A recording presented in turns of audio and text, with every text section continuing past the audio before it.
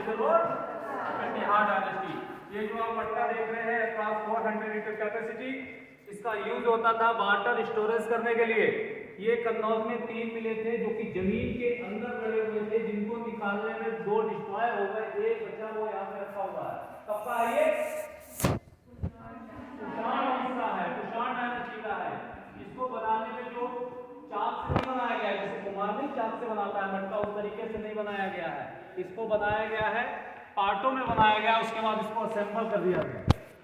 इसका यूज बता ही दिया आपको, पानी स्टोरेज करने के लिए या अनाज स्टोरेज करने के लिए किया जाता था। जहां से बहुत सारे राहगीर गुजरते थे ना, वहां रास्ता के किनारे इसको जमीन के अंदर गाड़ दिया जाता था, जिससे पानी का स्टोरेज होता था, उससे आदमी पानी यानी पीते होंगे। ठीक है, कुषाण डायनेस्टी का। फर्स्ट में चले मौर्य डायनेस्टी, आ जाओ।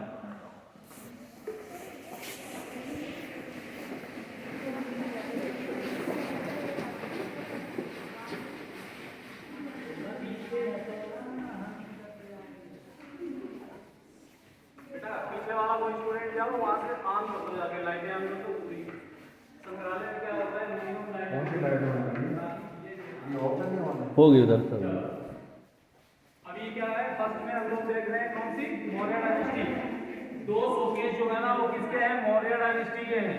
किसके हैं? मौर्य वंश। मौर्य डायनेस्टी के 2 शोकेस जो रखे हुए हैं। जैसे आप जब LKG में हुए तो आपको ABCD लिखनी नहीं आ रही थी, UKG में आए थोड़ा बहुत, फिर वो फर्स्ट में आए तो टेढ़ा मेढ़ा, एक टांग लंबी एक टांग छोटी, है ना। तो जैसे जैसे आप अपग्रेड होते रहे, आप नेक्स्ट क्लास में आते रहे, तो आपकी राइटिंग अच्छी हो गई ना।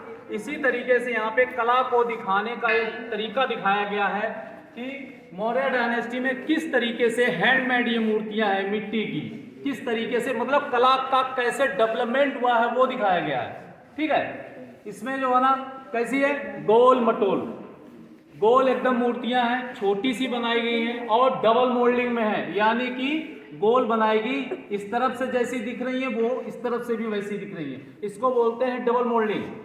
तो ये डबल मोल्डिंग में दोनों शोकेस में दिखाएगी। मौर्य डायनेस्टी के बाद कौन सी डायनेस्टी आई?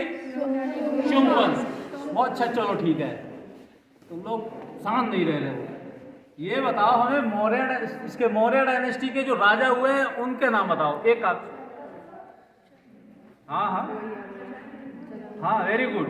चंद्रगुप्त मौर्य हो गए, समुद्रगुप्त हो गए, इस तरीके से जो उस समय के हैं। ठीक है राजा, ये आप किस में आ गए हम लोग?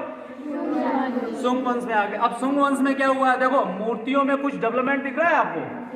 क्या दिख रहा है?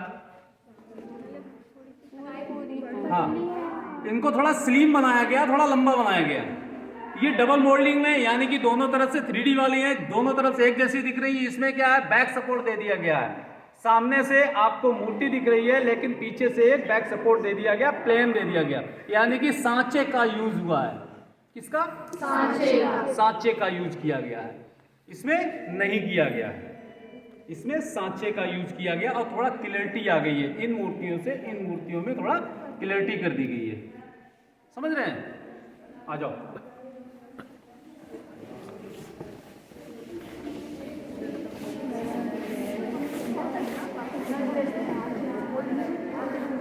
चलो बेटा साथ में चलो सब।